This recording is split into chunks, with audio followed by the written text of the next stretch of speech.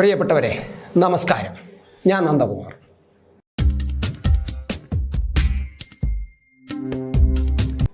നമ്മുടെ തിരഞ്ഞെടുപ്പെല്ലാം കഴിഞ്ഞു. നമ്മൾ ഇപ്പോൾ ജയപരാജയങ്ങളെ കുറിച്ചൊക്കെ പലതരത്തിൽ ചർച്ചകൾ നടത്തിക്കൊണ്ടിരിക്കുകയാണ്. ആര് ജയിക്കും, ആര് തോൽക്കും, എവിടെയൊക്കെ വോട്ട് എങ്ങോട്ട് പോയി, എങ്ങനെയൊക്കെ പോയി, ഇതൊക്കെയാണ് നമ്മൾ ചർച്ച ചെയ്യുന്നത്. പക്ഷേ തിരഞ്ഞെടുപ്പിന്റെ മൂർധന്യതയിൽ നിൽക്കുന്ന കേരളം തിരഞ്ഞെടുപ്പ് പോളിംഗിലേക്ക് പോകാൻ തയ്യാറെടുത്ത് നിൽക്കുന്ന ആ ദിവസം നമ്മളൊരു പ്രധാനപ്പെട്ട സുപ്രീം കോടതി വിധി ഉണ്ടായി. നമ്മൾ അതിനെ വലുതായിട്ടൊന്നും ശ്രദ്ധിച്ചു കാണില്ല.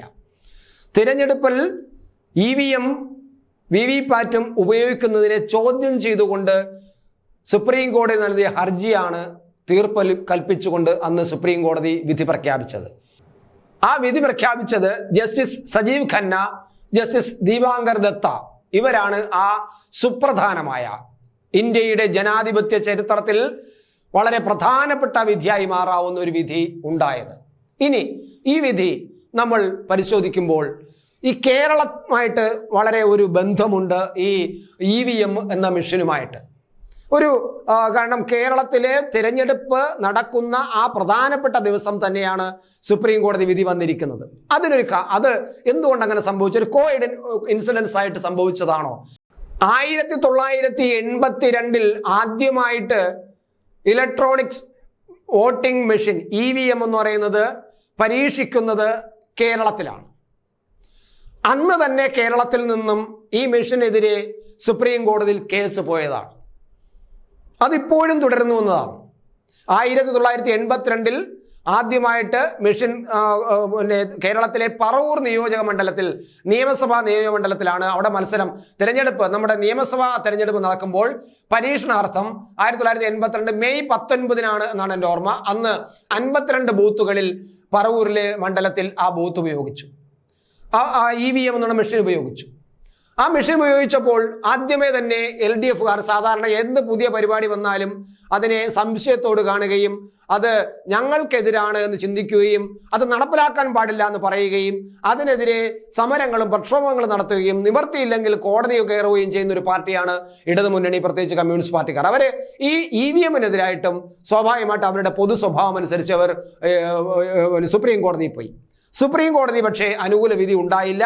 52 ബൂത്തുകളിൽ പരീക്ഷണാർത്ഥം ഈ EVM ഉപയോഗിക്കാൻ തന്നെ കോടതി ഉത്തരവിട്ടു. അതിന്റെ അടിസ്ഥാനത്തിൽ അവിടെ 52 ബൂത്തുകളിൽ ആദ്യമായിട്ട് EVM മെഷീൻ പരീക്ഷിക്കുകയും ചെയ്തു. കേരളത്തിലാണ് ഇന്ത്യയിൽ ആദ്യമായിട്ട് കേരളത്തിലാണ് അത് പരീക്ഷിച്ചത്. അന്ന് LDFന്റെ സ്ഥാനാർത്ഥിയായിട്ട് CPIയുടെ N ശിവൻപിള്ളയും UDFന്റെ സ്ഥാനാർത്ഥിയായിട്ട് AC ജോസഫുമാണ് മത്സരിച്ചത്. അതാണ് അവിടുത്തെ ഒരു ചരിത്രം എന്ന് പറയുന്നത്. അതിൽ തെരഞ്ഞെടുപ്പ് നടന്നു. 123 വോട്ടുകൾക്ക് LDFിലെ CPIയിലെ N ശിവൻപിള്ള വിജയിച്ചു. അപ്പോൾ സ്വാഭാവികമായിട്ടും അതുവരെ സംശയം പ്രകടിപ്പിക്കാത്ത UDF സംശയം പ്രകടിപ്പിച്ച് വീണ്ടും സുപ്രീം കോടതിയിൽ പോയി. സുപ്രീം കോടതി പോയപ്പോൾ സുപ്രീം കോടതി അത് ഒന്നും കൂടി വോട്ടെടുപ്പ് നടത്താൻ സുപ്രീം കോടതിക്കും ഈ മെഷീനെ കുറിച്ച് വ്യക്തമായ വിവരമില്ല, ധാരണയില്ല. അപ്പോൾ ഒന്നും കൂടെ വോട്ടെടുക്കാൻ പറഞ്ഞു. അങ്ങനെ വോട്ടെടുത്തപ്പോൾ UDF സ്ഥാനാർത്ഥിയായ ജോസ് 1446 മറ്റോ വോട്ടിന് വിജയിക്കുകയും ചെയ്തു. അതാണ് നമ്മുടെ EVMന്റെ ഇന്ത്യയിലെ ചരിത്രം. അത് കേരളത്തിലാണ് സംഭവിച്ചത്. അപ്പോൾ ഞാൻ പറഞ്ഞത് 1982 ആദ്യമായിട്ട് ഈ EVM ഉപയോഗിച്ചപ്പോൾ കേരളത്തിൽ നിന്നാണ് ആദ്യമായിട്ട് ഇതിനെതിരെ പരാതി പോയത്. ഇപ്പോഴും കേരളത്തിൽ നിന്നുള്ളവർ തന്നെയാണ് ഈ പരാതികൾക്ക് ഈ 2024 1982 മുതൽ 24 വരെ ഇത്രയും വർഷം കഴിഞ്ഞിരിക്കുന്നു. ആ ഇത്രയും വർഷം കഴിഞ്ഞിട്ടും അവരുടെ സംശയം തീർന്നിട്ടില്ല. ഇപ്പോഴും പരാതികൾ പറയുന്നു, ഇപ്പോഴും സംശയങ്ങൾ പറയുന്നു. അതിന്റെ അടിസ്ഥാനത്തിൽ പ്രശാന്ത് ഭൂഷണനെ പോലുള്ള ചില കുത്തിത്തിരിപ്പുകാർ, ഞാൻ അങ്ങനെ തന്നെ പറയുന്നു, കുറച്ച് കുത്തിത്തിരിപ്പുകാരാണ്. ഇത്രയും വർഷമായിട്ടും ആ മെഷീൻ എല്ലാം വിശ്വസ്തമാണെന്ന് പറഞ്ഞിട്ടും പലപ്പോഴും ഈ തെരഞ്ഞെടുപ്പ് നടക്കുന്നതിന് മുമ്പേ തെരഞ്ഞെടുപ്പ് കമ്മീഷൻ ഈ മെഷീനെ നിങ്ങൾക്ക് പരിശോധിക്കാം, എല്ലാ രാഷ്ട്രീയ പാർട്ടികളെയും തെരഞ്ഞെടുപ്പ് കമ്മീഷനിൽ രജിസ്റ്റർ ചെയ്തിരിക്കുന്ന സർവ്വ രാഷ്ട്രീയ പാർട്ടികളെയും വിളിച്ചിട്ട് നിങ്ങൾ പരിശോധിക്കാൻ പറയുന്നു. പക്ഷേ അവർ അങ്ങോട്ട് പരിശോധിക്കാൻ ചെല്ലില്ല. പകരം തെരഞ്ഞെടുപ്പ് നടക്കാൻ നേരത്ത് ഇതിനെ കുത്തിത്തിരിപ്പിക്കാൻ വേണ്ടിയിട്ട് ഇതിൽ കുഴപ്പമുണ്ട്, ഇതിൽ ഒരു ചിഹ്നത്തിന് മാത്രം വോട്ട് വീഴുന്നു, അതാണ് ഇവിടുത്തെ പ്രശ്നം. അതുകൊണ്ട് ഇവിടെ ജയിക്കുന്ന പാർട്ടി, ഭരണകക്ഷി എന്ന് പറയുന്നത് ഈ മെഷീന്റെ ശക്തിയിൽ ജയിക്കുന്നതാണ്, ജനങ്ങൾ വോട്ട് നൽകിയിട്ടില്ല എന്ന് വരുത്തി തീർക്കാൻ വേണ്ടിയിട്ട് ഒരു വല്ലാത്ത ശ്രമം നടന്നു. ഇപ്പോഴും പ്രശാന്ത് ഭൂഷണും അങ്ങനെയുള്ള കുറെ ആൾക്കാരും ചേർന്ന് വീണ്ടും പരാതി കൊടുക്കുന്നു. അങ്ങനെ 2024 നമ്മുടെ പിന്നെ മാർച്ച് 26 തെരഞ്ഞെടുപ്പ് നടക്കുന്നതിന് തൊട്ട് മുമ്പ് തന്നെ അത്തരത്തിലൊരു വ്യക്തമായ വിധി വന്നു. ഇനി ഈ മെഷീന് ഒരു സംശയവും പ്രകടിപ്പിക്കരുത്, ഒരിക്കലും ഇനി സംശയം പ്രകടിപ്പിക്കാൻ പാടില്ല എന്ന തരത്തിൽ അസന്നിഗ്ധമായിട്ട് തീരുമാനിച്ചു പിന്നെ ഈ നമ്മുടെ സുപ്രീം കോടതി. യാതൊരു കുഴപ്പവുമില്ല, അത് വിശ്വസിക്കുക തന്നെ വേണം എന്ന് പറഞ്ഞു. എന്തായാലും നമ്മൾ ആദ്യം EVM-ൽ തുടങ്ങി, പിന്നീട് 2013 ആയപ്പോൾ സുപ്രീം കോടതി മറ്റൊരു വിധി വന്നു. അത് ഇലക്ഷൻ കമ്മീഷനും പിന്നെ സുബ്രഹ്മണ്യ സ്വാമിയും തമ്മിൽ നടന്ന ഒരു കേസുമായിട്ട് ബന്ധപ്പെട്ട് പിന്നെ സുപ്രീം കോടതി തീരുമാനമെടുത്തു. ഇനി ഒരു VVPAT എന്നുള്ള മെഷീനും കൂടെ വേണം. അത് സുബ്രഹ്മണ്യ സ്വാമിയുടെ ആവശ്യപ്രകാരമാണ്. സുബ്രഹ്മണ്യ സ്വാമി ഇലക്ഷൻ കമ്മീഷനുമായിട്ട് വലിയൊരു തർക്കം വന്നു ആ കാലഘട്ടത്തിൽ. ഇത് ആദ്യം നടപ്പിലാക്കുന്നു എന്ന് ആലോചിക്കണം. അപ്പൊ അത്രയും 1982-ലാണ്. അപ്പോൾ അന്ന് പിന്നെ നടപ്പിലാക്കിയതിന് ഇപ്പോഴും സംശയത്തിൽ കാണുന്നവർ അവസാനം ഇനി സംശയം പ്രകടിപ്പിക്കരുത്, ഇത് സത്യസന്ധമാണ്, എന്തിനേയും കണ്ണടച്ചുകൊണ്ട് അന്ധമായിട്ട് അവിശ്വസിക്കരുത്, അത് നാട്ടിന്റെ പിന്നെ വളർച്ചയ്ക്ക് വളരെ ദോഷമാണെന്ന തരത്തിലുള്ള ഒരു താക്കീതും കൂടിയാണ് സുപ്രീം കോടതി ഇപ്പോൾ ഈ വോട്ടിംഗ് മെഷീനായിട്ട് ബന്ധപ്പെട്ട് ഉയർത്തിയിരിക്കുന്നത്. ഞാൻ പറഞ്ഞു 2013 ഒരു പ്രത്യേക വിധി വരുന്നു. അങ്ങനെ VVPAT വേണോ എന്ന് പറഞ്ഞു. അങ്ങനെ VVPAT എന്ന് പറയുന്നത് നമുക്കറിയാം ഒരു പ്രത്യേക മെഷീനാണ്. നമ്മൾ വോട്ട് ചെയ്യുമ്പോൾ, നമ്മളിപ്പോൾ വോട്ട് ചെയ്തുകൊണ്ട് എല്ലാവർക്കും നമുക്കറിയാം, വോട്ട് ചെയ്യുമ്പോൾ നമ്മൾ വോട്ട് ചെയ്ത് ആ ബീപ്പ് സൗണ്ട് കഴിയുമ്പോഴേക്കും നമ്മുടെ തൊട്ടടുത്തിരിക്കുന്ന VVPAT-ലേക്ക് നോക്കുമ്പോൾ VVPAT-ൽ നമ്മൾ വോട്ട് ചെയ്ത വോട്ട് ചിഹ്നം, സ്ഥാനാർത്ഥിയുടെ ചിത്രവും ആ ചിഹ്നവും അവിടെ തെളിഞ്ഞു വരും. അതൊരു 7 സെക്കൻഡ് അവിടെ എങ്ങനെ തെളിഞ്ഞു നിൽക്കും. ആ തെളിഞ്ഞതിന് ശേഷം അതിൽ നിന്ന് ഒരു സ്ലിപ്പ് കട്ടായി നേരെ ആ ബോക്സിലേക്ക് വീഴും. അപ്പൊ അങ്ങനെയാണ് ഇപ്പോൾ VVPAT വരുന്നത്. അതും വിശ്വസ്തരമാണ്. അതിനെ സംശയിച്ചു ഇപ്പോൾ ഹർജി കൊടുത്ത ഈ പ്രശാന്ത് ഭൂഷൺ നേതൃത്വത്തിലുള്ള ടീമുകൾ അതിനെയും സംശയിച്ചു പറഞ്ഞു.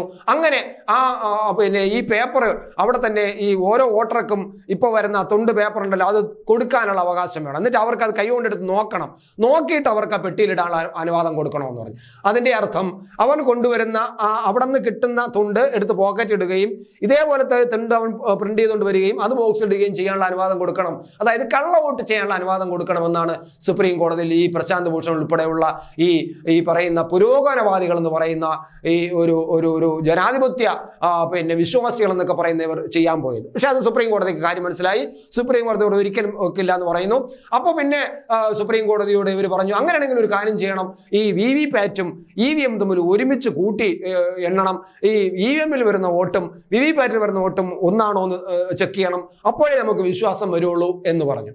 അപ്പോഴാണ് കോടതി പറഞ്ഞത് ശരി അങ്ങനെ ചെയ്യാം. പക്ഷേ അത് ഈ പിന്നെ ഇന്ത്യ മഹാരാജ്യത്തിൽ ഇത്രയും 2.25 കോടിയോളം വോട്ടുകളാണ് ചെയ്യപ്പെടുന്നത്. അതിൽ വോട്ടർമാരാണുള്ളത്. അതിൽ ഏകദേശം 10-70% വോട്ട്, അതായത് ഏകദേശം 2 കോടിയോളം വോട്ടുകൾ എല്ലാം കൂടെ വീഴും. അപ്പൊ അത് എങ്ങനെയാണ് ഇത്രയും മൊത്തം എണ്ണുന്നത്? എത്ര ദിവസം എടുക്കും ഇത് എണ്ണിയെടുക്കാനും നമ്മുടെ തിരഞ്ഞെടുപ്പ് പ്രഖ്യാപനം നടത്താൻ? അതുകൊണ്ട് അത് സാധ്യമല്ല. അങ്ങനെയാണെങ്കിൽ സംശയമുള്ള പിന്നെ സ്ഥാനാർത്ഥികൾ സംശയം പ്രകടിപ്പിക്കുകയാണെങ്കിൽ, അവർ പ്രത്യേക അപേക്ഷ കൊടുക്കുകയാണെങ്കിൽ അവിടെ അങ്ങനെ ഒരുമിച്ച് വോട്ട് എണ്ണാനുള്ള സംവിധാനം നോക്കാം. VVPAT-ലെയും EVM-ലെ വോട്ടുകൾ ഒരുപോലെയാണോ നോക്കാം.